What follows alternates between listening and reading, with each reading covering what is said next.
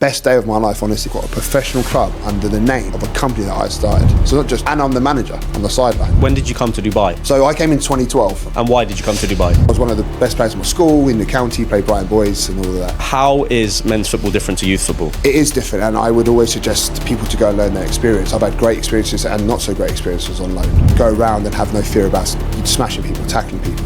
I used to go, do you know what? If I make a mistake, I come back bang. Coach been like, Sonny, you're right, like what's going on? How do you get over that? How do you adapt? All sportsmen who make it at the top have to be mentally strong. What advice do you have going into a new environment, new setup? Making sure you're on time, making sure you're alert, making sure you listen to instructions. The people that you're trying to talk in the background behind, they're not your mates. They're not going to help you get a contract. How do you differentiate from working hard and also being smart and recovering? Going to do weights, going to do core. This is what I mean by doing extra. It's not just physical train.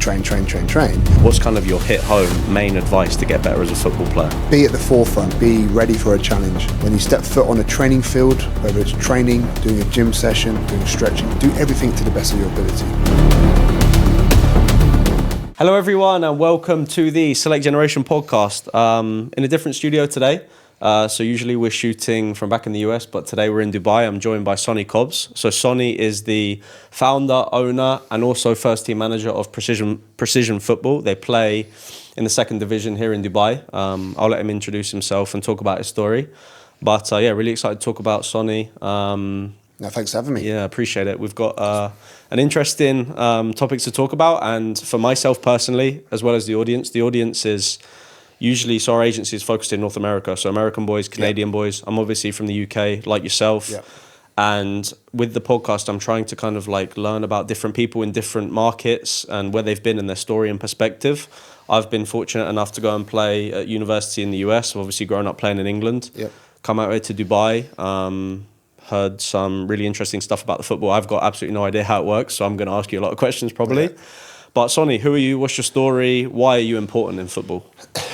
That's nice nice intro. No, just going off what you said, football is many different pathways and journeys that you can create from football. And that's what I like about even coming on this show is you've got a different story to myself. And it's not always people just look at the top 0.001% of the Premier League or international football. And there's so many journeys of to how to get there, and what we're doing and is a testament. So for me, why am I important in football is because I've been in Dubai 13, 14 years now. And what I've tried to do is try to create something and give people a purpose and to play football and enjoy it. Almost a little bit about my background about, football was all I had when I was younger. And that was, just when in the UK, you play for 8-9 hours a day until your mum tells you to get in or it goes dark. And in Dubai, I felt people absolutely love football. And in this region, the Middle East, that they are so passionate. As passionate as everyone in South America and Europe. So, and I didn't feel enough elite training facilities or so many coaches that can actually provide the youth and to be elite. So, I mean, I'll go into more detail later about the full journey, but it's just about having and creating a brand that is from 3 years old to play football. If they want to develop into a professional player, we have that pathway now. Now we have a professional club that we're competing at a high level, that are paid professionals. We give them housing and salaries. So that's a really nice opportunity that we can give and offer people. And at the same time, we have many high-level academy players from under 8, 10, 12, 15. We've got 2 teams at the minute that are currently in Barcelona competing in an international tournament. I think they're under 9s and 10s, which sounds crazy. We've got under 9s travelling now. It's just a different world. So they flew from here to Barcelona 2 days ago. And then next week we've got our under 12s and 11s and 15s going as well to the IBA Cup with some top teams from around the world. So I'm just really, really proud about what we set up, and it's precision is for everyone, whether you want to kick a ball about 5-a-side, if you're 50, overweight like me, just want to kick a ball, or you're aspiring to be a professional player. It's kind of a hub to bring the community together here in Dubai. So you're from England and you came, when did you come to Dubai? So I came in 2012, yeah. And why did you come to Dubai? So so basically I was like every boy dream, probably like yourself. I was a good footballer as a kid. I ended up at Southampton for a small period of time, for a 3 to 4 month end of season contract when I was under 14s. So I was one of the best players in my school, in the county, played Brighton boys and all of that. I went to Southampton, and then I've got when I got to about 13, 14 was when I was good and being scouted about from different teams. There was Millwall, Palace, Brighton, Southampton. They're the area. Portsmouth, were along the coast, but weren't a great setup. So I ended up at, I didn't want to go to Brighton at first because I thought, I want to get out of my hometown, which was really weird because I think maybe from background, my father and my mother both kind of travelled abroad and lived abroad when I was younger. So I kind of was like, it's always good to get your hometown. It kind of, it's more out there in the world. And as a young kid, I saw the world, what used to travel and see them now and again. So ended up signing for Brighton, had a great successful youth career, made youth team captain. I made it to FA Youth Cup quarterfinals. I played Chelsea live TV, beat them. Brendan Rodgers was their manager. Jose was in the stands at the time. So they had Scott Sinclair, some big players, and Jack Cork and other players. We played Newcastle. Andy Carroll was up front. Kept it clean. I made sure he didn't score. Tim Krul was in goal. We lost the penalty shootout. We were 2-0 up. We lost 3-2. Tim Krul saved all our penalties. So that was, we had a really good team. And from that, I got a professional contract, went on loan. So I made it, my dream was to make it as a professional footballer. I made it, I've still got the paper somewhere, I think at my grandmother's house, your official contract as a professional player. And at the time, I wasn't even that happy. I said, I want a longer contract, I want more money. You kind of lose track of, you're just a boy playing football at 3, 4, 5 years old. And then you make it as a professional and you kind of it's not enough. And I've kind of, as I got older and matured, you've got to enjoy the journey as well. It's not just about where you're going to be. Even now, with position, I want to be up here, but you've got to enjoy it at times and take small wins. It's not always about the big win. Sorry, I'm going off in the tangent. No, that's perfect. That's really good. But yeah. So you're playing professionally at the start of your career. Play professional football, and with that, you kind of realise of how to get in the team, how to be the best, and then. As a youth team captain, I was one of the better players in my team, so they sent me straight on loan. So from being a better player, they went, you two go and play men's football. Played men's football, learned like that. At 16, I went my first. I want to talk about this because I stress a lot to our players, like men's football is so important because you play in an academy setup, you're very protected, it's very play out from the back. If we concede, ball on the floor, no 5 worries. options all times. Yeah, so how is men's football different to youth football? It is different, and I would always suggest people to go and learn their experience. I've had great experiences and not so great experiences on loan. For instance, my first team was another team called Worthing, which are down in the south coast in Sussex. But I knew some of the guys, played away in East London, first game, travelled away. First minute, I went to make a tackle, I ended up slipping. I ended up 2-footing someone. First 30 seconds in my first ever men's football game. Straight away, bang, pinned by the floor, 5 lads running over the top of me, like grown men, 30, 32 years old. And I'm on the floor, 16, like, oh my God. And I thought I was getting sent off. I'm thinking, this could be my whole career over. This is it. I got a yellow card, and then what I like is all my team then picking me up, pushing away, and it's a full-on fight. And it's just because you got to, protect yourself, make your statement in the game, and you don't see that in academy football and youth football and reserve football. It's all very nice that I'll shake hands. Here was everyone wants to win, everyone's getting paid. It's me or you who's going to come out on top, and that's what I learned. You can't teach that. You can't teach that, and I learned that it's us or them, and players on my team. And someone once told me, he said, Sonny, once you get into adults football, for youth football, brilliant. I was always patted on the back, well done. Got youth team captain, I made head boy at Brighton, which you're in charge of all the scholars and silly things like that. And when you think, yeah, this is great. I got an agent, I got a boot deal when I was 17. So you think things are great. Then when you go and play men's football, you're playing against people of 30, 35 with 3 kids, a mortgage, got to 1-year contract. They have to perform. And whether they're even in your own team, where you've got to compete against them. So you want to play, I was left back or just centre back. You want to play left back? Well, I've got 3 other people. 2 of those have got wives and kids and on their last contract. They are not going to let you in. In training, they'll smash you in training against you at full-time football. They will do everything so you don't get picked. And you don't realise that. So then when you go and play against these sort of teams, it's the same mindset. You've got to win 3 points. And that's what I stress, that you should really go and play a competitive football as a young player. The level, yes, you can't play for too long because you want to, obviously, you're higher, and if you play for too long, maybe the level brings you down. But just that, to win a game of football, the passion, it builds confidence, it builds character. And how do you mentally, because at 16 you could have crumbled, then you could have been like, coach, don't put me on, like I don't want to go in. Or the next day at training you could have been like 50-50 in training. Yeah. The coach would have been like, Sonny, you're right, like what's going on? How do you get over that? How do you adapt? Yeah, it's tough. And you know, all sportsmen who make it at the top have to be mentally strong. And even myself, you know, it's not saying I've got all the answers to say this is what I did. You just got to forget it, and you make a bad pass. Everyone makes a bad pass. Everyone makes a bad cross. Everyone is nervous. Even when I used to do rondos in the middle when I played mental, you don't want the ball. Yeah. You know, people go, oh yeah, whatever. sometimes you don't, because you don't want to make a mistake. Because you make a mistake, people then go, he's not great, or hammer you, and you lose confidence. What you got to realise you need to do, and what I did was I used to go around and have no fear about smashing people, tackling people. I used to go, do you know what? If I make a mistake, come back, bang, give a foul in, because then you have a little bit of respect, or have a little bit. So work hard and show your attitude. And attitude is, you can still make mistakes, but you are well liked. And I would do that now. I'm a manager. If someone makes mistakes or technically makes a technical error, that happens across football all the time. You look at the top players. But put in the work, put in the effort, show me that you care. Putting the work rate in, body language. I'll forgive you all day long, every day. So, and I did that, and I felt that I got away with it, and a pat on the back sometimes from older pros who would put their arm around me because, Sonny's struggling, or he's a bit nervous.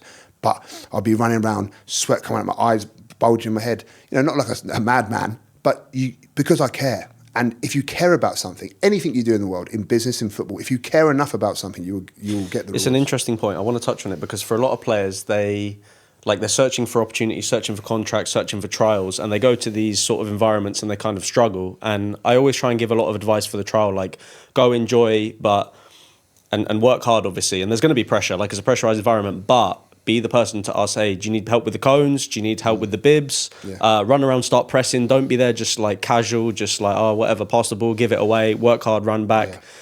In these environments, especially now for you as a manager, if you're, like, for example, there'll be a player maybe that's technically not that good, but he works really hard. You see that he's always calling for the ball. He's always organising the team, setting up, going in, stepping into tackles. For you as a manager, when you're looking at players, like for a young player that's listening to this, for example, what advice do you have going into a new environment, new setup? I think what you've definitely hit some of the key markers is it is being a little bit. We used to call it being busy, like being. You got to be known. It's making sure you're on time, making sure you're alert, making sure you listen to instructions, so you're not chatting to people. The people that you're trying to talk in the background behind you, they're not your mates. They're not going to help you get a contract. So just be focused, be switched on, be engaging. Put yourself out there, and this has got nothing to do with you kicking the ball yet. This is just going, hey, I'm Sonny, nice to meet you. Hey, are you one of the coaches? Hey, lovely to meet you. Straight away, if I had someone come up to me and shake my hand and say, oh, I'm here, I'm just on trial, brilliant. You've straight away you've engaged with me. You seem a confident lad. That could transpire into, well, when it gets tough and when I'm playing a 90-minute game, who am I going to rely on? And I think about those things straight away. Who can I rely on? And I've learned that as a manager, is who can I rely on when the tough gets going? And also when you're on top, who's to be the one who has that calming presence? And I find it with, like you said, walk into the room, have a bit of confidence, be like, like you said, warm up properly. If you can help out with cones, all the things that you can do without kicking a ball would probably get you 2 steps further than everyone else. And that is a key thing I would say to young players, is to do your attitude and everything around before you kick a ball. Just make sure you do it right. You stretch well, you look, you eat, it look good, but you're saying, you take care of your boots are clean, your kit's, ironed. Little things like that make such a difference, because I'll look at that and think, if you can take care of yourself and what's around you, take care of my team. If you can take care of the environment that you can control, then you can take care of the instructions that I give you on a Friday or Saturday. You can do that for me. And I only ask you for 3 maybe instructions for you over in a game.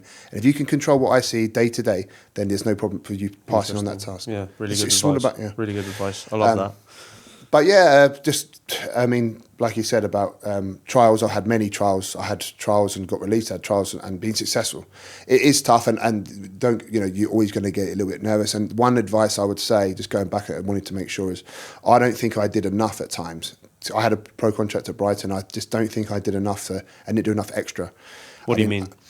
I didn't, after training, I didn't stay out for another hour and a half.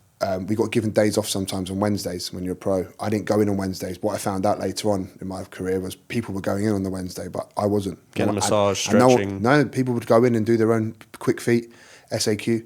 And what I found out, and they wouldn't call me, go, hey, Sonny, what are you doing today? Someone would call me, hey, Sonny, do you want to go to the mall? Or you go to cinema, I've got a day off. I'd be like, yeah, I'm a footballer, I'll go out, go to the mall, buy some trainers. Well, I've made no appearances. I'm just a player. But people were going in, and the ones that I've got friends of mine that have made it in the Premier League. I mean, Lewis Dunker's Brighton Hove Albion captain. I've got more and more people that I could probably reel off. But was that your fault for not wanting enough, or did you have a mentor telling you, hey, Sonny, what are you doing? Lock in, or were you alone? No, I was alone, and like I said, my family wasn't really around too much, and you could blame or say certain things like that, but it did transpire. No one told me how to do it. I didn't know. I didn't have a bigger brother. I had a sister, but she was busy and she had to try and, work her life. And she's not in terms of the football game. And you might say parents weren't around too much. And no one really told me, Sonny, you got to do more. You got to grasp it more. And I didn't understand that concept till later on, till it was too late. And what I found is you've got to go and do more. Go and do extra. Go and be around. And I probably would have had 10, 15 year career in the football league, but it's just that time that no one said. But how do you differentiate from doing extra and also resting? Because there's a lot of players that tell me that they work hard, but then they go out and they pull the hamstring, or they go out and they do too much and they're burnt out and they're tired. And then there's players that don't do enough and they rest a lot and they are deemed as like they should have done more. So how do you differentiate from working hard and also being smart and recovering? It's not always, when you say about resting, that physically putting yourself onto that line of injury. It's going to do weights, going to do core, going swimming, going to rehab, going to yoga, going to stretching. This is what I mean by doing extra. It's not just physical train. It's getting your body in a position of core. Core's a huge part. And Brighton were very, very, even now, they're at the forefront of developing players and scouting, and they always have been. It's funny now because Brighton have been credited with finding all these gems and selling them for millions. Brighton have always been one of the top academies across the UK in terms of developing their own academy players and so on. And we were doing Boso balls, weights, core at 14, 15. No other clubs were doing, not even the Cat 1 Premier League clubs were doing this. And I didn't realise that it was such a difference. So you've got to really do extra and treat your body as your work. It's your tools. The tools of your trade is your body, your legs, your mind. Go and see a psychologist. Do extra, but go and see someone. Go speak to someone. And no one told me how to do this. It was, I'm good at football. I'll wing it because I'm a nice guy. I'm a bit of a leader. I can shout at people, and that was it. And it's not enough. You've got to combine it all. And I needed a mentor. And like to the young players is speak to people. Be curious. Be curious, speak to people, find out, problem solve, trial and error, little small things. Speak to your coach as well. I was too scared to speak to my coach one time. I'll be all right. Or procrastinate. At the end of the season, didn't get a new contract. If I spoke to him 3 months down the line, I wasn't having a good time, one of my loan clubs, I should have told him. And it cost me 3 months of my playing time.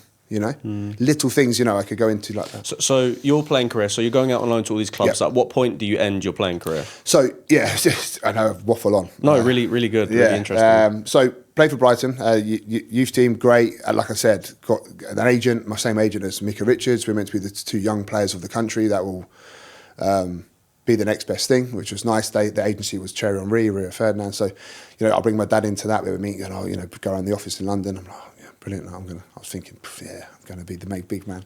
I didn't think too much. It was just nice to be recognised at a young age. I was left-footed. I was a good player, and if I could have progressed. Umbro came in, gave me a boot deal at a time as well, so I got free boots. I was wearing the same boots as John Terry. So it was like all small things that kind of, make you feel you've made it in a way. Played for Brighton, then went on loan loads of places. As I went on loan as a pro, so as a youth team player, you think you're patted on the back, you're brilliant because you're excelling at your age. As soon as you go into the men's game, that's it. At this stage now, there's 23s, there's 21s leagues. It's a little bit different, but back then it's youth, reserves, first team. If you're not ready for the first team, well, we haven't got time to nurture anymore. And it's insane, and that's why maybe the American system's a little bit better. You need that time from 17 to 20. There's that extra bit of time. I had no time. At 18, I had to be ready for the first team in the Championship in England. And I was not ready to be a defender quite yet. I was close, but I wasn't physically ready. I needed another year or 2 years, bridge to keep going, So they sent me on loan and said, right, let's go and test him. At 17, 18. I said the first loan was 16. I went on loan, didn't have a very good time, and also stopped playing that well. Wasn't one of the better players, a 6 out of 10 at weekends. And I actually got called into Brighton office, and they said, Sonny, you're not playing that well. They expected me to go bang, bang, bang, bang. Play well, come back, play well. And I said, I wasn't enjoying it. And then injuries come about. I broke my arm, so I had to be out for a month. All of this stuff. So I came to it, went all over the country. I remember one day, it was Boxing Day, I travelled 5 hours somewhere in the conference or something, and I was on the bench. And then I had a bit of an attitude problem, a tiny bit as well. I won't go into it, but I think he asked me to come on with 1 minute to go, and we're 3-0 down. I just went, nah, no chance. And I'm thinking, I'm an 18-year-old boy, and I just went, nah, no way am I coming on for 1 minute, because you should have played me. I was annoyed the whole game. But that's just, I've learned from that as well. So then basically I got released at the end of that year, which was from because I didn't perform well on loan. And that's, you know. How did you feel about that?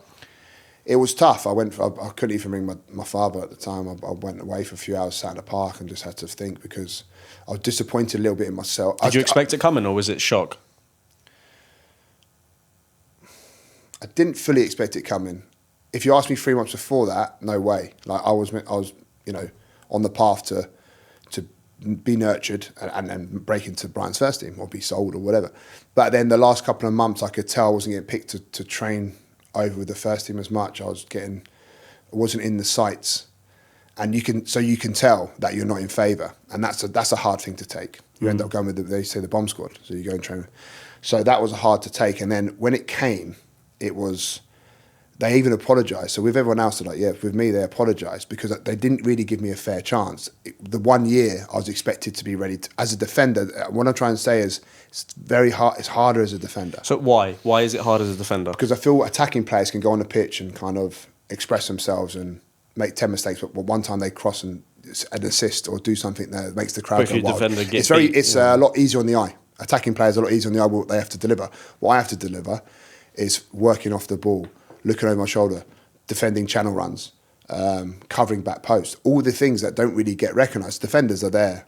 They're the unsung heroes a lot of the time. And this is not a defender v attackers. I completely agree. Defenders are, you know, there's a lot. You make one mistake, goal. You make one mistake or you put the ball out of play when you're trying to put a cross in. And he can't cross the ball.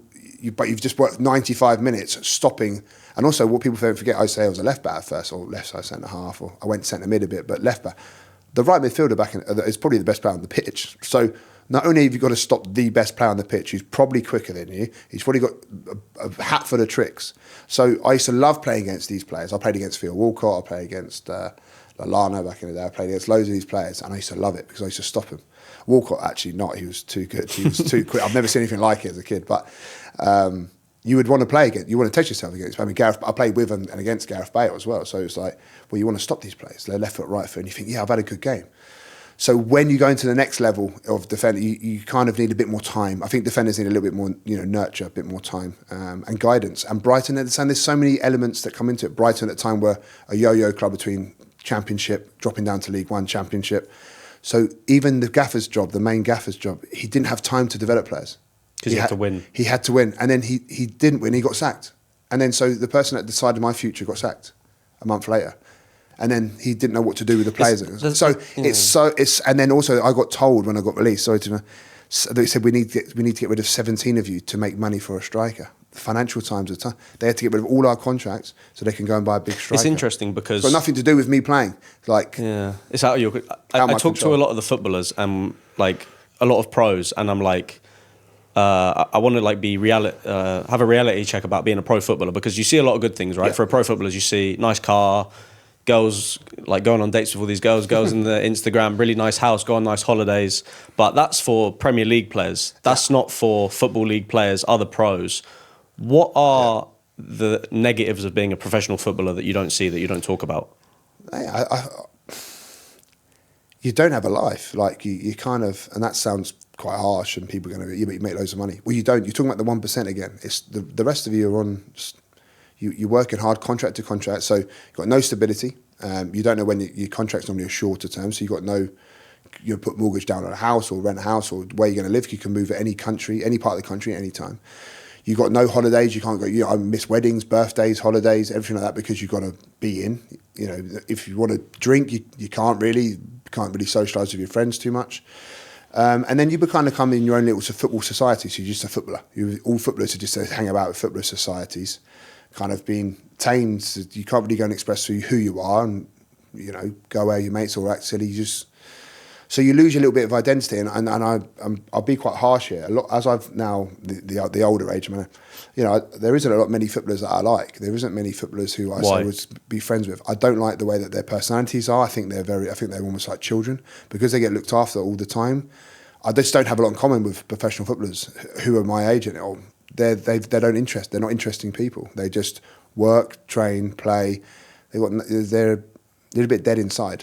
So take that how you will. And then that's not a negative on professional, but they've just, I'll tell you a story, and this is why. And I was, like I said, at Brighton, a nothing player, big squad of like 25, 30, but, they looked after you. When I did my school exams, when I was leaving school at 16, GC, Brighton would go and pick me up, drive me. I drove twice to go and pick me up, to pick up my results from school and drop me home. Like, they didn't have to, but I was like, oh yeah, Brighton would pick me up to take me to go and get my results. Insane. I had a toothache, woke up, and like, oh, what should I do? I'll ring my club. Not like you have to go online, you have to call up your own NHS, you have to do that. Your club takes care of everything. So you lose a little bit of self-dependence. So that's when I say about footballers a struggle a little bit, because they lose how to do things themselves. So when they stop and they retire at 30 odd, they don't know how to react in the world. They don't know, and people have surpassed them. They haven't got communication skills. They haven't got problem solving, and not all of them. This is not a blanket. No. Yeah. So what I say to young players is still, go and if you want to learn another language, do that. Do things on the outside of your time, because it help you be a better footballer. Don't just football is football, but sometimes you need something else to do. Is that what? So I want to know about you getting out to Dubai, because do you finish being a professional footballer? Do you come here with a job offer? Do you just go, I'm going to go to Dubai? Yeah. Like I literally turned up here with 500 quid in my pocket and no job. Why? What made you think Dubai? I just wanted to I always believed in myself to go and do something, and I thought, I need to get out of the UK. How old were you? 22. So I basically called the time of my career at 22. Yeah. So I got released at Brighton 18, 19, and then went non-league again. I had sort of an agent, so I was quickly I was gone. Can I find a club? I got interest from Wickham. I got interest from Salisbury, offered me a contract. I got 2 contract offers from the university in America. I'm not sure which one. I went to exit trials. I went to an exit trial, and the 2 people that were like Sonny were American scholarships. And I always was a big believer in American scholarships to take on. But at the same time, again, I was like, oh no, I'm already half in the door in the UK. But looking back now, maybe I should have gone to America. But then, as it didn't happen, I wanted to get abroad. I think the UK is so saturated, and it's like I said, outside elements sometimes affect it. But so I carried on for a couple of years played for Sutton, Welling in the Conference South, had some really good careers, moved, I got transfer fee, one of the moves, got signing on. So I was still I was on more money in non-league than I was playing at Brighton. So in terms of, I was paying my rent, paying my car, had a girlfriend, taking a holiday, whatever it was at the time, I was doing okay. But you need to give yourself the 2-3 years to move back into the pro game. After that, you're not as fit. Again, I told you I didn't do extra as much as I should. So I was playing part-time, not full-time. So I didn't get fit. My ability was okay. I stopped enjoying it as much. I fell out the love of the game. I looked around and thought, this isn't for me. I thought there's more to it. I want to play abroad or get back into full-time football. So I ended up moving I had another agent as well. And I said, right, let me go. I got offered a contract in Australia and New Zealand. At the same time, my dad lived in Qatar and he worked in Libya. And so he lived in the Middle East. So I went to visit Qatar. I thought, this is brilliant. My sister ended up moving to Dubai. That's one of the reasons. She ended up taking a job at Emirates. And at the time, I was like, I don't want to go to Dubai. I'll go somewhere else. I got offered a job in Australia, New Zealand. I was thinking about going to the Philippines, out in Asia to play football. Because football is a tool. It's a trade.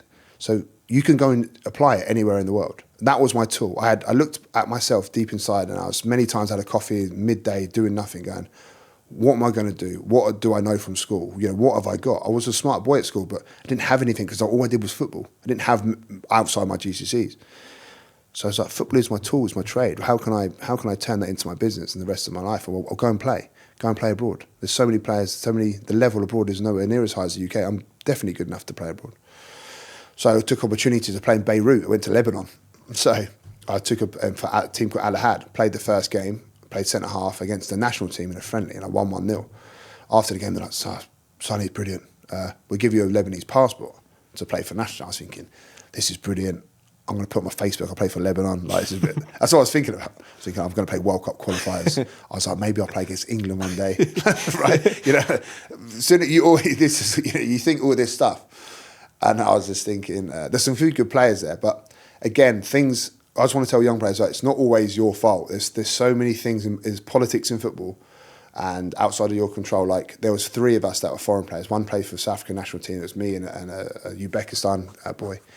And then we had a German coach, played a few games.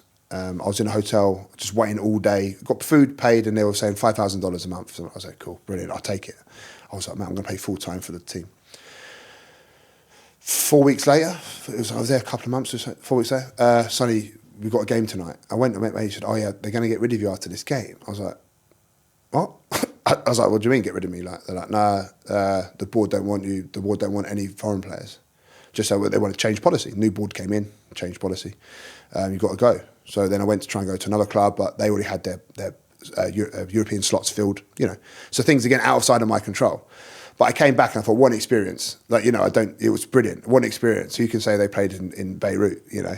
And then I went to see my sister and I thought, and this is the moment where you've been probably asking for half an hour, is I saw my sister on holiday and I thought, yeah, I need to move abroad. I'll move to Dubai. Can I play?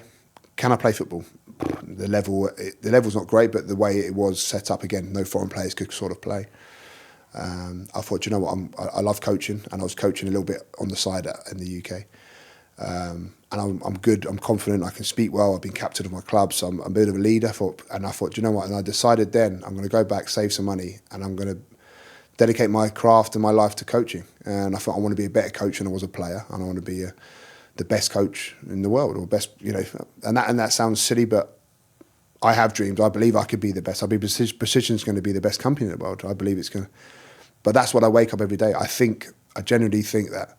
And so you come in with 500 quid and then you set up. I went back to the UK. Club, I did some labouring. I literally had nothing. I needed to save money. I ended up, one of my stepdad, I said, I might need to do some labouring. And I was the big time footballer who would never pick up a tool. Honestly, I went on the roof. One time I was on the roof site at like 5:30 in the morning. I was like getting but I'd sold my car. I was getting buses in, and people saw me thinking, mate, that used to be Sonny. That used to be. But mate, you have to humble yourself. I literally went and I was getting 50 quid a day just to like move stuff into bricks, and I did it for about 3 months. It was the summer, and then clubs were ringing me saying, mate, Sonny, play football. I was like, no, I'm going to save money. Why? I was like, I don't want to play football anymore. Because I knew that if I went back into a club, I'd do another year. And I wanted to just get out of the UK. I wanted to get out and explore the world. I wanted to go and coach abroad or play football abroad, or just get away. I kind of had, maybe it's because I've had setbacks and knockbacks and rejection, and I was, you know, maybe upset from not continuing my football career, and I was getting, you know, lower and lower down the league. So at this point, so Conference South, Ryman Prem, I think it was in Ryman South. I ended up playing at Bognor. We won against Dulwich and Dulwich Hamlet. We won the Ryman South playoff. So there's some high moments in there. And then I got offered again from Ryman Prem, Ryman South. So it's like I've now dropped down tiers in the UK, and the money was less. And I just thought, get me out of here. Maybe you know, I just want not jump ship, but before the Titanic sank, you got to get off. And I thought, you know what? I just falling out of love of it. There's something about it. And how was the humbling experience? Because there'll be a lot of players that really struggle to deal with that, and they'll be like, I'm not going to go to the labouring site. Even if I'm desperate, I'm not going to go work at Tesco's, I'm not going to go work at Sainsbury's, I'm not going to be a labourer. Was there a point or a moment that you were like, I don't really care what, like, because you have to stop caring what people think about you, right? Yeah, I've actually probably never spoke about this, even with all this, about the actual journey, because people just see me now or see Precision. Oh yeah, Sonny's this, or you know, he's made it. It's brilliant. He must have been easy. The half an hour we spoke about, I spoke about, you know, being released, being rejected, having no money, no one guiding me as a young kid about what to do, and then it come to it where I had to go to a labouring site to get some money, and it is really tough. And I would say to young people and players, so what? It's a minuscule second of your life. It's a tiny part of your life. Where do you want to be? And look at me now. I own a professional football club and a manager. But that's that small period of 3-4 months where you have to humble yourself. It's nothing in your life. And if anything, it's character building. And that is really key, because I look back on those moments and I can reference it. I laugh and I can smile. But working those times in the pouring rain, getting 2 buses with a big yellow high vis jacket on, thinking, I hope no one sees me today. Like, this is, but it's now, well, I have to do it because I've got money, put it into a box, got myself a flight to Dubai. And now it gives you opportunity. Money is only the opportunity to get freedom. I believe in freedom. So freedom to make decisions, freedom to make choice. If I want to go to America to play football, I want to go to South America to play football, Asia. You got to do something. If you have the money or the finances, work hard, whatever it is. Humble yourself. But you're in hindsight now thinking about it like that. At that point, were you also thinking the same, or how did you feel at that point? At that point, I was young, but you know, now it's with maturity, I can see it more. But at that point, I wanted to get to a destination. I had a goal, and so I thought, well, how can I get to that goal? Well, my only tool I've got is football, and I was making maybe 100 quid, 200 quid at the time, football a week. I thought, great, but I needed more. So sometimes I was doing half days, so I was going to play football. So when I said I didn't want to play football, I ended up signing a short-term contract with a friend. He's like, please, come and play. An old manager, loved me. He made me captain. I think he wanted me to stay. And I had the best, this is where, it's another thing where probably to go into young players is, when I already knew I was going to leave the UK, I then played for a club. I had the best period of my playing time, was that 4 months. I was scoring, I think I scored 10 goals from centre-half. I was playing centre-half now. Headers, going up, taking free kicks. One time they put me up front for a game. Just confidence. Because I didn't care about the outcome of my career, and I think that maybe held me back at times. So I played a 4 month period where I was pinging out diags, left foot, right foot. I was man of the match in every game for a small period of time because I knew my goal was my goal wasn't with this club or wasn't in football. So I just played with complete freedom. And I look back at that and think, to young players, sometimes it's all in your mind. You get nervous, or you tense up, or you don't want the ball, or you want to be safe, or a safety pass. If you can get switch and play with complete freedom, and the best players I've seen, and I had, say, Ravel Morrison, we'll talk about that maybe in a bit, who plays for my team at Precision. Complete freedom, doesn't get nervous, gets on the ball, keeps the ball, and just tries everything. And it comes off. And it is that aura and that confidence. And I can tell young players now, just play with freedom, play with confidence, play like it doesn't matter. If you're on trial, so what? If they release you, so what? If they don't want you, so what? Play like that. If you play like that, you'll have an extra 5-10%. And I believe that confidence in football is so key. So what's the story about Precision? So you come to Dubai and set it up immediately, or how do you get from your position to owning and being a manager of a pro football club? So yeah, first of all, got to Dubai, spent 2 weeks going out partying. My sister said to me, if you don't get a job, you're going to fly straight back and you're going to have nothing and go and live at your grandmother's attic room. And I was thinking, yeah, I better go get a job because I didn't have any. She went, you've had no interviews, you've had nothing, you've done nothing. I've not even seen you, just been out partying. I went, yeah, right, all right, I'll get a job, I'll switch on. So I then sent out emails and spoke to people, and people wanting a job. I was in Dubai. I was ready. I had a suit. I was ready. I was going, right. But were you trying to work in football or like finance? Football. No, football. Okay. I was trying to, again, everything in football. I wanted to play. I still wanted to play. I had this, play or coach. And I was, like I said, I had lucky when I was at Brighton, I went through, they make you do a BTEC in sport, and also you get your FA level 2 for the PFA. So you had a decent resume. So I had a decent resume, played, and also I coached at some great academies in, I coached a little bit in the UK, and I coached at private schools, and I was running their under 19s program. So that's some really good, at least for a young age. I thought, right, well, I've coached, I'm good at coaching, I'm good at talking, I'll get into football coaching. Ended up basically sending emails to a few companies, and one was like, yeah, well, Sonny, I can meet you tomorrow. So, and I was like, okay, great, I'm here. Because I'm here, I'm an ex-professional footballer. I mean, you have to be at the band, they looked at the CV and were like, yeah, okay, because my CV was strong, and I was in Dubai, so ready for me to take any job. So literally was like, okay, we meet tomorrow, sent the location. And I mean, bearing in mind I'm in Dubai, my sister's sleeping on a sofa, and I'm like, okay. I put it in the maps. I thought, right, where we've got to be tomorrow, I better make sure I'm ready. My sister's like, you better get this job because you're going home, right? I've turned up, I've opened the curtain. The destination on Google could be anywhere in Dubai. Bear in mind, I have no idea how big Dubai is. The office was opposite. I could see at my sister's window of where the building was. And I believe in sometimes the power of the universe or fate. And I was like, so my meeting in Dubai, it could be Abu Dhabi, could be anywhere, was outside my sister's window. It was just a building opposite. It was the most insane coincidence you've ever seen. So I ended up going down, walked across, by the way, sweating, didn't realise how hot it was, right? So I think I'll make a good impression, wore a white shirt, ended up having big patches everywhere. Walked in, gone, yes, probably should have got a taxi across the road. So I ended up going to the meeting straight away. He went, yeah, listen, we've just lost our 2 managers. You seem very experienced. Can you step in and run for a grassroots academy? I said, yeah, brilliant. Literally offered me a car, job, house that day. So, and then literally the next day I drove back to my sister's in the car. She was like, I said, come outside, and I had my car. And it was a nice moment because me and my sister kind of had humbling beginnings, and we both kind of trying to make our way in life, and she's still in Dubai, and so am I. So we're trying to, get to the top of our own individual careers. So that was a nice moment. So I said, come for a drive. No music on for 6 months, scared, driving on 8 Shakeside Road. Went from that, and straight early on, I thought, right, this is it. And I had a switch in my head. I went, right, I'm going to dedicate my whole life to coaching and be the best coach I can be. So from that moment, I decided to train myself again. How do you go from falling out of love of playing football and hating football, or maybe I shouldn't say hating football, but falling out of love with football, to then transitioning to I'm really motivated to be a coach? Was there not a point of view that was like, I want to stop football, quit football, or you just used football as a tool in a different way? I think the latter. I think using it in a different way. I think I just fell out because I think the pressure of meant to be having a career in football for your whole life, and that's all you've ever been told, all you've ever been done. You're always Sonny the football player, Sonny the football guy, Sonny's good at football, Sonny, why don't you come in the back garden and play football? From when you're 5, 6. So from having all of that and then falling down the pyramid in the UK, or then hating it because you think this isn't working out, but I still love the game, I love football, it's all I've ever known, but I think the pressure... Loved it in a different way. Loved it in a different way. And like I said, and I spoke to people recently because we've had some interns come through Precision, and I said it's not just about making it a professional footballer.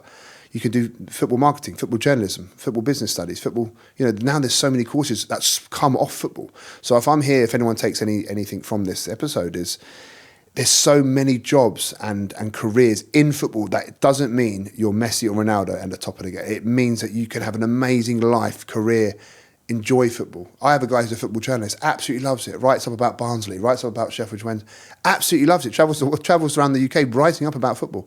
I coach football. I look out my window at work and there's all the kids playing football with my kit. It doesn't mean and some of the people that I've got, Toby, COO, he loves it. He's a sporting director. He gets on and he's signing players. We're speaking to agents, trying to get players.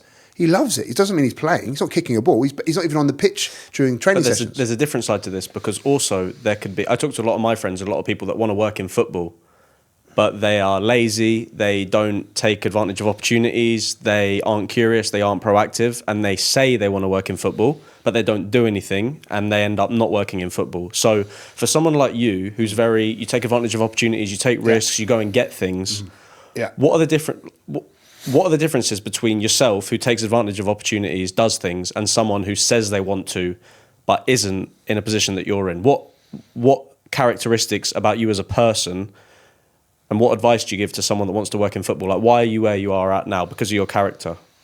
Yeah. People who say they want to work in football and do something, well, you got to be a confident character, or even not even so much, but you've got to go out and get something. It's not... What you're saying it transpires across everything. If you really want something, then also research it. Find out. Maybe got an online course. Maybe it's just alone at home on your own. And after and you do something, you're working in finance, but you want to work in football.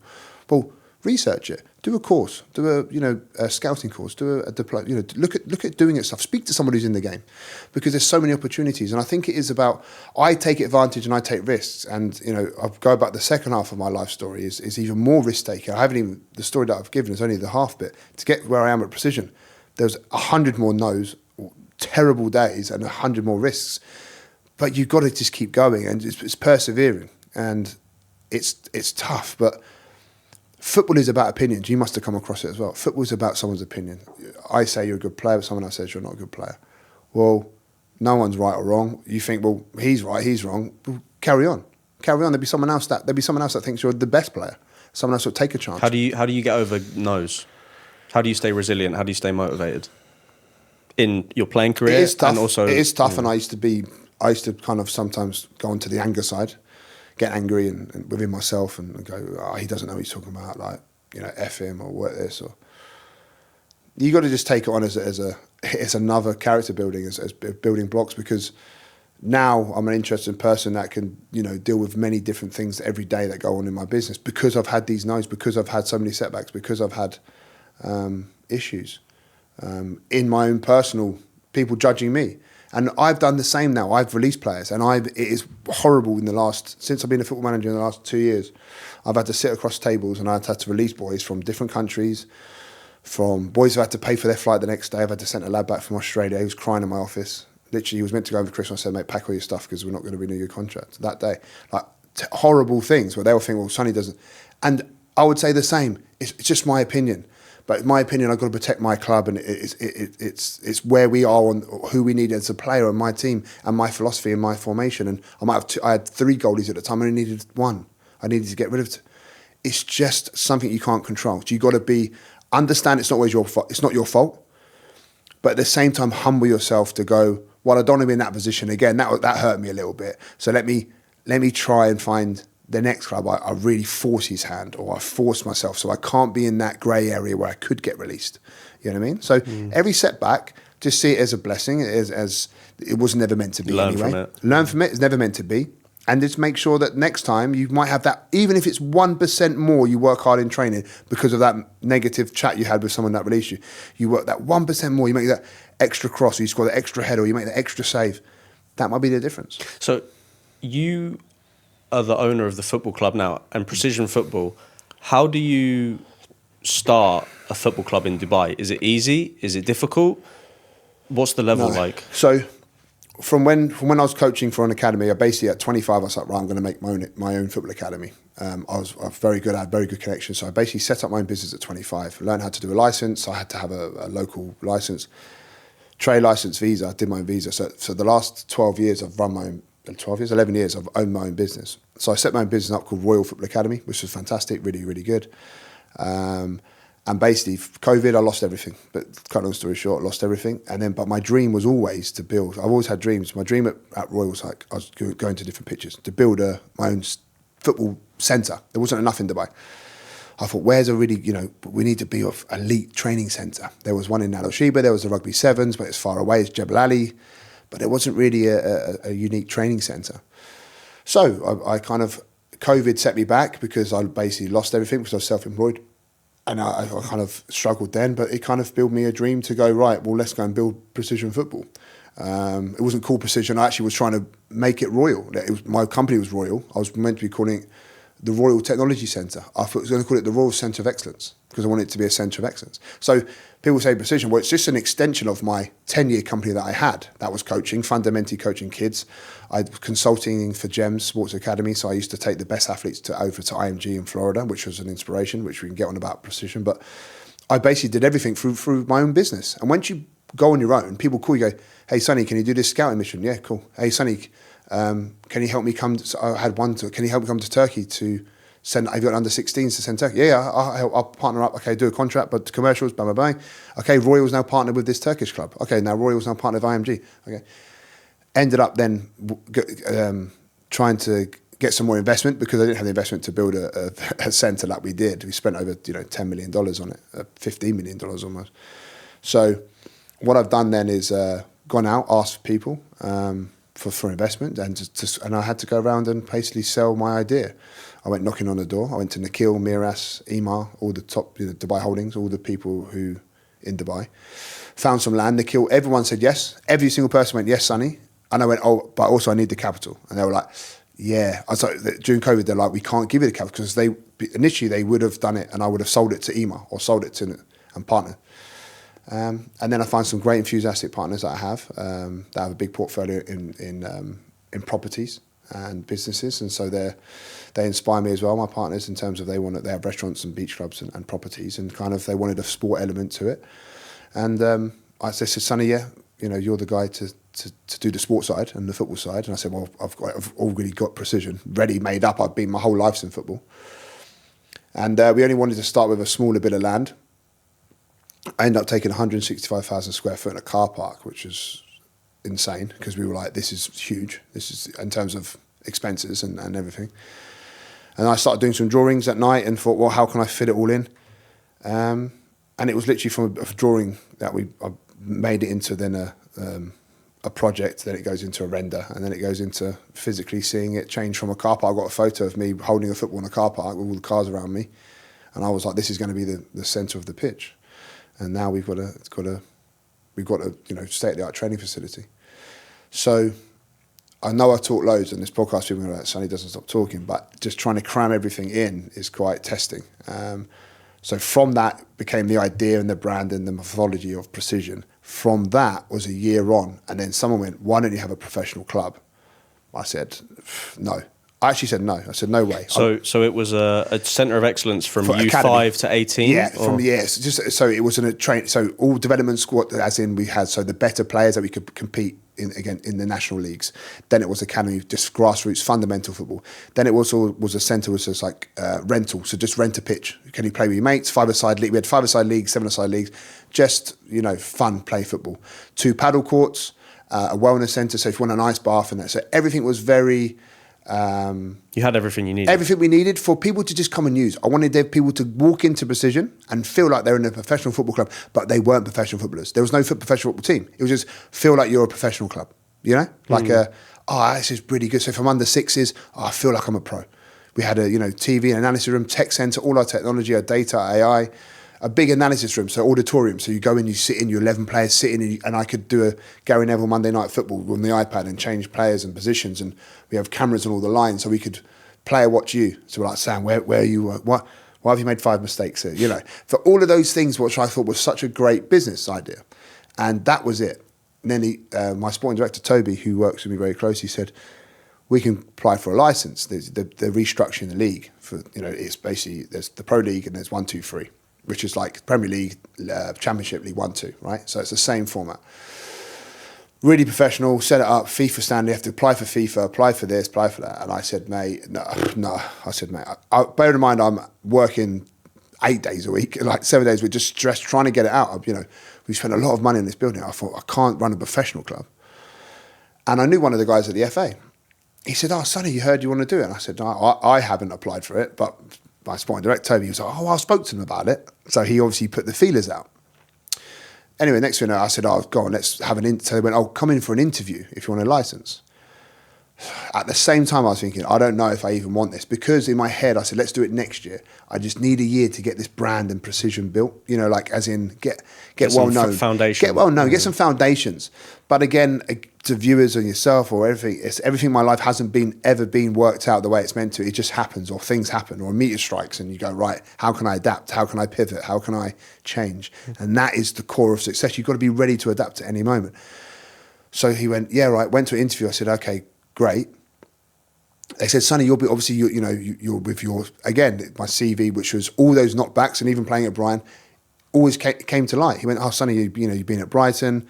I did my B license. Basically, I did my B license for the PFA back at Tottenham. So I travelled. People don't forget, I had to travel 3 times in a year back to Tottenham from Dubai, sleeping at my mate's sofa, getting 2 tubes at 7 a.m. to get to Tottenham, to get my license, to then apply for my own business. Like, there's so many things you have to do that people don't see that gets you to the top. So I did my B license. I had a very, I was with Quentin Fortune on it. I've got a good CV and pool of people. So my CV was good.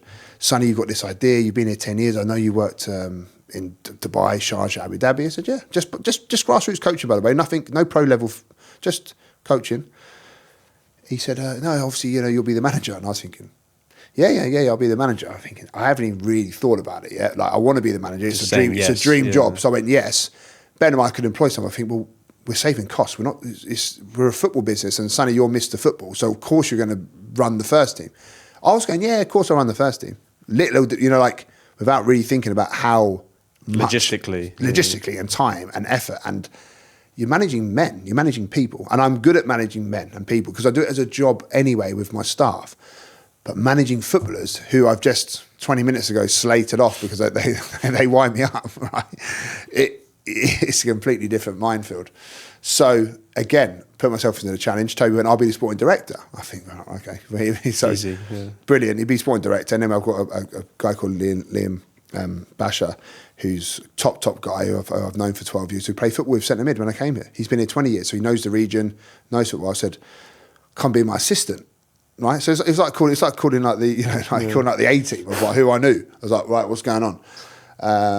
Rang my friend Chris Brookman, who worked at Adidas. He went, Sonny, I'll give you sponsorship at Adidas. Blah blah blah blah blah. I said, brilliant. Right, who else do I know? Who else? And all the years of just meeting people, building your network, and then that was how it is. And then right, who's that? And then Chris Brookman ended up becoming an agent. He went, I've got Harry out here. So Harry, and I knew Harry back in the day. Played at Welling together. Long story. So I went, Harry went, yeah, I'll play. Yeah, I'll do that. And then rang some friends from Brighton. Yeah, I'll come and play. Like, this is insane. Like, what is going on here? And what division were you in then when you started? You start at the bottom, or? Yeah, so what they did is we went for an interview, they liked it, and they said, we'll let you know. So we had to apply for it. And I was thinking, this is, to show basically that we have a business plan, that we are a sustainable club, because they don't just go, no, they can't give a club, license to anyone. So then the next thing I know, over summer, they went, you've got a license. They didn't give us much notice. We had 2 months before the start of the season. We had 0 players. But what league was it? The third? Third division, League 3. League. So you've invited Harry Arter and players like that? So that was this year. But yeah, last year, so I had a guy called Joel Lynch, who was one of my friends at Brighton. So he was coming to interviews because he was at League 2 at Crawley. So I've known him from youth team. I had a guy called Wes Fogden. He played for Bournemouth and Brighton and Yeovil. So they had reached out to certain people. But Wes ended up didn't coming. A couple of Brighton youth team people that made it at Brighton. Like how can I, of my area. Harry I knew from playing at Welling.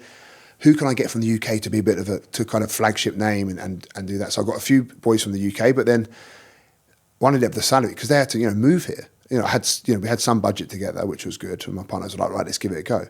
So I did trials. I did open trials. Literally, I had not one player registered. Open trials. I had about 130 people come through on one night. I said, right, who wants to play for position football? And we went round. I had 10 pitches going, and I had to be like, yes, no. Really? Honestly, I've never, I did open trials to precision, found a few. Then it was finding a few that we could keep. And what I find, there's so many people in Dubai, and the people didn't even know who precision were. We weren't even big enough. Like I said to you, we needed another year to be quite well known. We weren't really well known. But as soon as people stepped through the doors at this unbelievable training centre on top of a car park, they're like, oh, these boys are serious. This is serious. All in Adidas, all kitted out, floodlights, ice baths. We're a serious outfit. So quite quickly, a word spread across Dubai, like this is a proper club. They're doing things the right way. Why don't we come and play? So we got inundated then with people. We got a lot of boys that from Senegal were here, some Cameroon boys that playing that want to take a stepping stone, and we're like we can give the opportunity. So nice in a way that we could give these boys an opportunity to go and earn money by playing football. And how's the journey been from owning the club and also managing the club? How do you have a different relationship? Do you have a different relationship with the players, or do you have to distance yourself, or do they see you as the manager? Again, I've made lots of mistakes, right? And I'm not afraid to admit that on there. So I've made loads of mistakes where I've maybe got too close to players, maybe not put my arm around players. And it's about what is my best role. No one's ever going to agree with you. One thing I've learned being a manager. Make decisions. Everyone's going to disagree with your decision. I believe there's a certain way to play football, and I'm a strong enough character. And even within my staff, I have Mikey, Adam, Leon, Toby. I have to make the final decision who plays, who doesn't. And sometimes, most of the time, it's me who decides, and 4 of them wouldn't play that team. So my 4 backroom staff wouldn't play the same team, but that's football. That's football, and that's why you are the manager. And it's not saying that they're right and I'm wrong, or I'm wrong and they're right. It's just opinions. But the person's head's on the chopping block, or there has to be somebody. And in football, you have to have someone to take the leadership. But also, I'd discuss it with them and say, well, why do you think that? And I think that. Well, and I used to not make the decision, or let them make. Okay, I'll go with your decision, or I'll go with yours. Very early on, even if I went with their decision, it would be wrong, or it might be wrong. Whatever you do, you're gonna get it wrong. So I'm going to, again, to anyone listening out, like, you're going to get things wrong all the time. And being a manager, you're going to get it wrong all the time.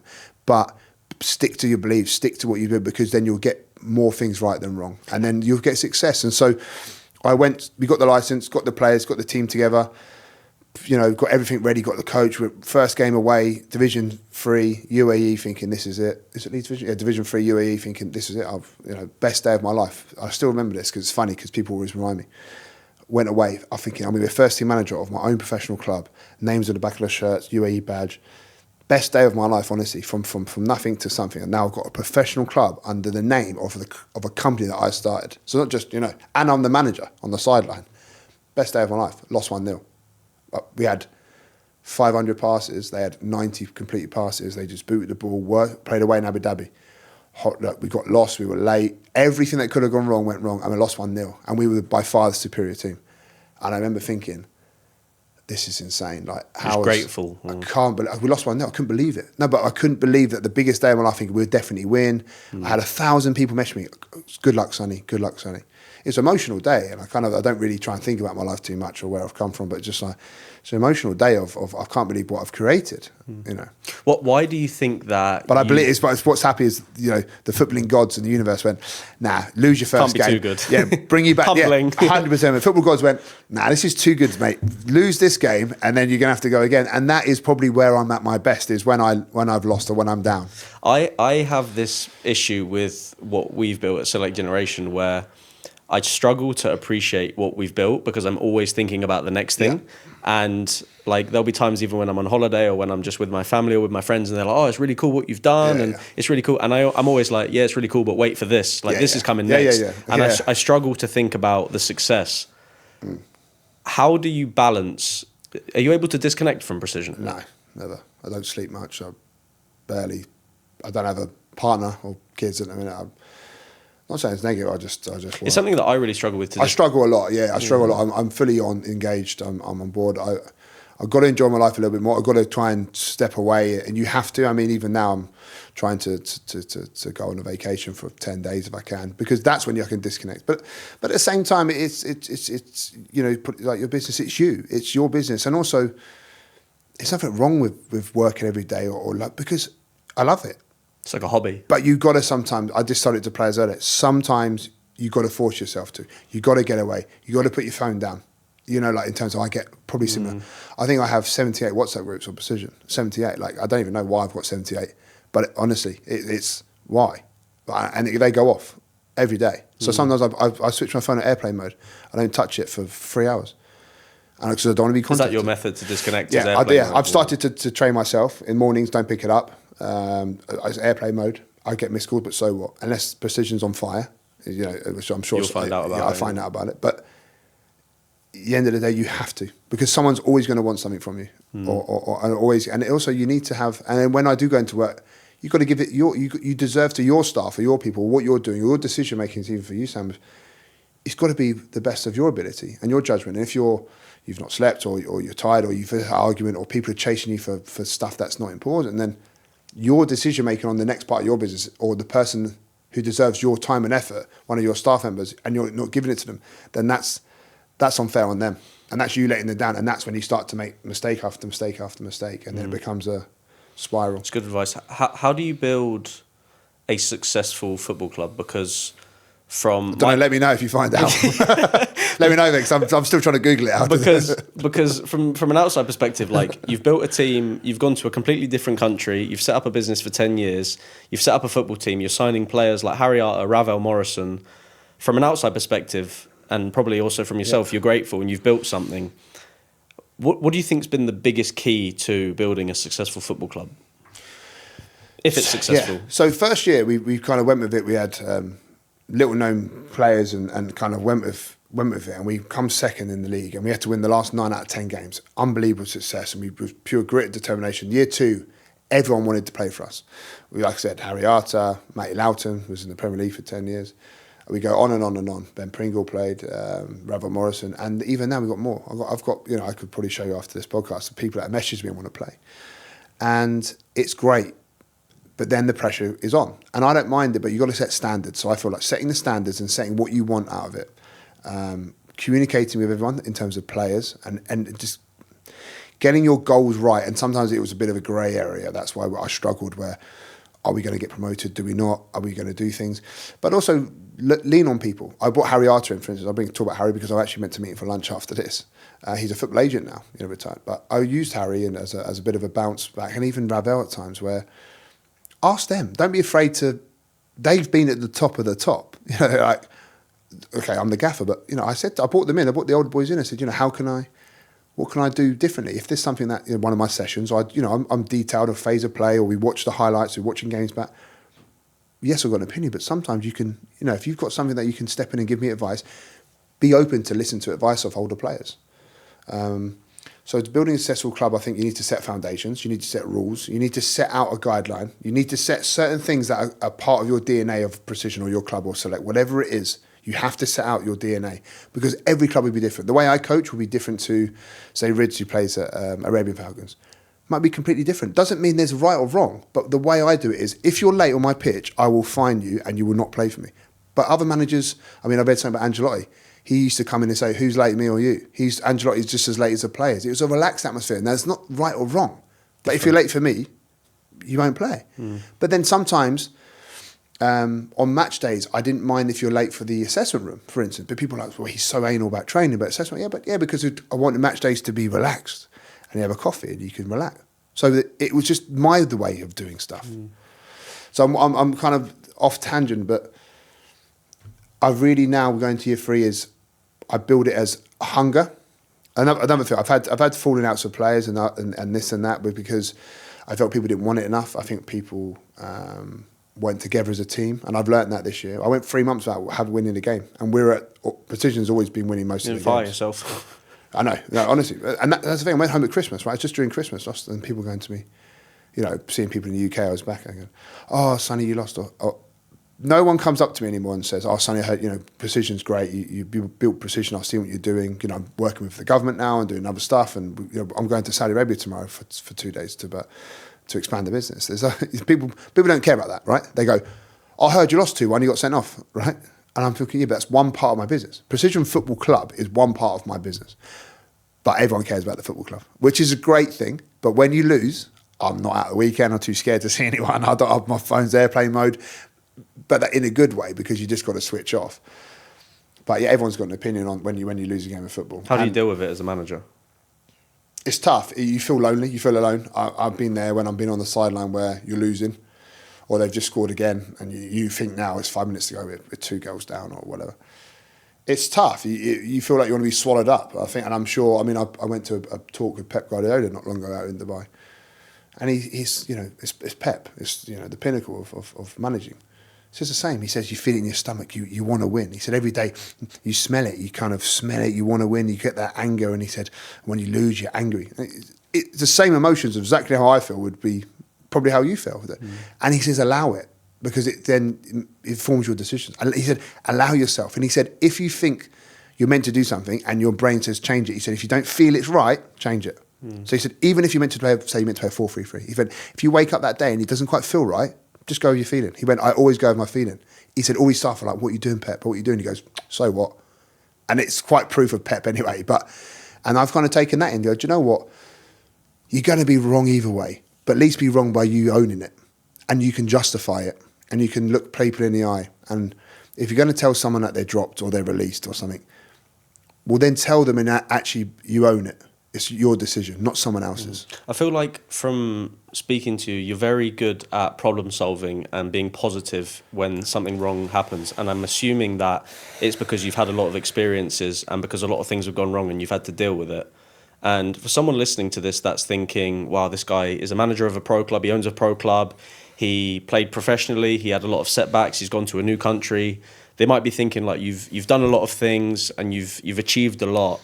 And I know from kind of being in a similar position to yourself, as in like being involved in football, you have to problem solve a lot. And there's a lot of people that aren't successful because they have problems and they don't solve them and they just kind of run away from the problems. From your kind of experiences and learnings, for someone that wants to be involved in football and for someone that's looking to build like a successful career, what advice are you giving to like a young player or a young person in football? Don't be afraid to make mistakes on or off the field. You're going to have to go through setbacks. I think setbacks, the disappointment, like I keep saying, and what you've notified is, it builds you. Every setback is just a lesson, and it sounds cliche, but every disappointment, every no is actually a lesson to teach you for the next time. So build all those mini lessons. To play football again, go above and beyond, research, do extra. It's one point which I missed out on my story, which is quite pivotal, is when I got my own professional 25, where I am now, I went back, I spoke to the PFA, and the PFA funded me to play, to coach it. And they said, you can't do it in the UAE, you can't do it in the Middle East, you've got to go back to Tottenham training ground, right? I had to spend all my money again, and I had to retrain. I had to then plan my trips, use all my holidays, and go back to Tottenham training ground, sleep on my mate's sofa, and then go to the training ground every day to get my first phase, then went back 3 months later. What I'm trying to say is, you have to retrain. I wasn't. On a day when I got there, I thought, I'm a good coach. I'm a great coach. I can do it.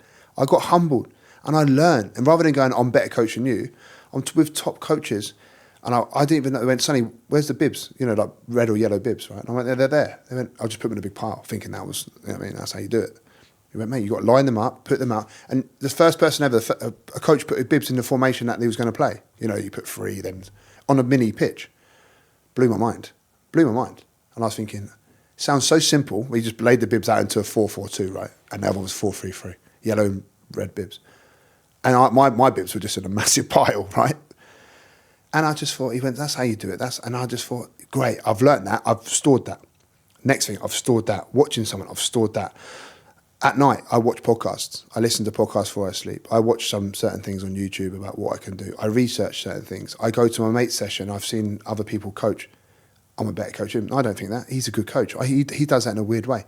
I talk a lot, I outspeak, I raise my voice. Some people I've seen coaching, the best coaches, quiet, little speaking, small words, maybe 3 or 4 words.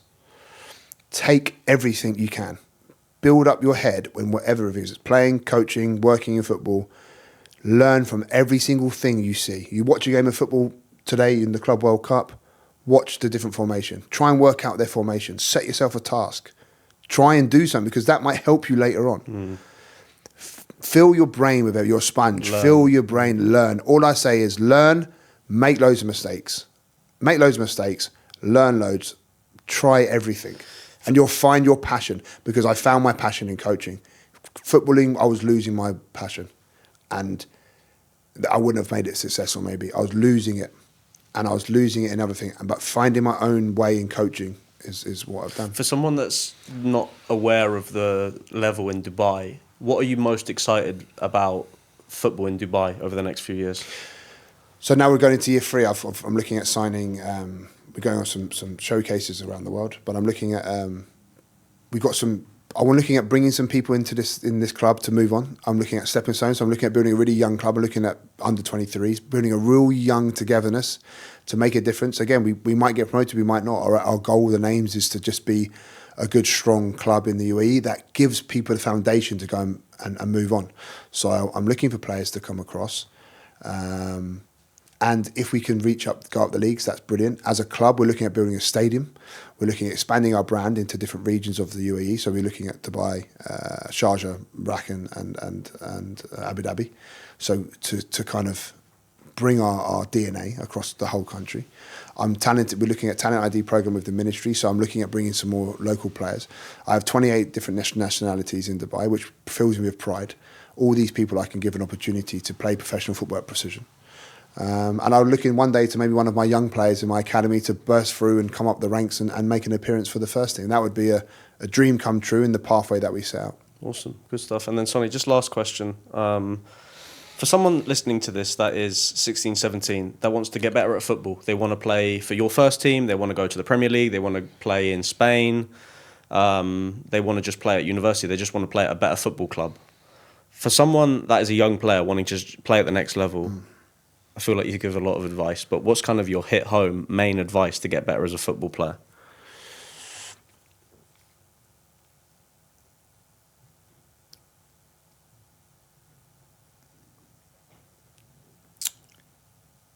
Be at the forefront. Be at the front of everything. Be ready for a challenge. When you step foot on a training field, whether it's training, doing a gym session, doing stretching, do everything to the best of your ability. Really do everything with 100%. Learn, research, speak to people, use coaches, different coaches as well. And keep yourself, use your body as a tool. Use your body as a tool, it's your fitness. So keep yourself in peak condition. Learn of as many coaches as you possibly can. Research positions, watch games of football. If you're injured, watch football, make notes. And have no fear. It sounds so cliche, have no fear. My last message is, so what? There's so many football clubs in the world. There's 92 professional clubs in England, plus there's another probably 200 that still pay you underneath the football pyramid. There's clubs all around the world. There's the States, there's South America, there's Central America, there's the Far East, there's Asia. It is the world's most loved sport. If you're good enough and you've got the right attitude, you will make it. So just keep going and don't worry about someone's opinion. Just say thank you very much, shake their hand and move on. Perfect. Really good advice. That was an amazing episode. I hope you guys enjoyed it. I learned a lot. I Really talked good too advice. much, No, that was amazing. I got my script. I don't think I looked at it once. That was perfect. Really good. Guys, we'll tag all of Sonny's pages and his Instagram. So you heard that his phone's on airplane mode a lot. So if he doesn't reply in a couple of hours, you know why. But yeah, Sonny, I appreciate your time, man. That was awesome. Thank you very much. Yeah, Really we'll stay in touch. Perfect.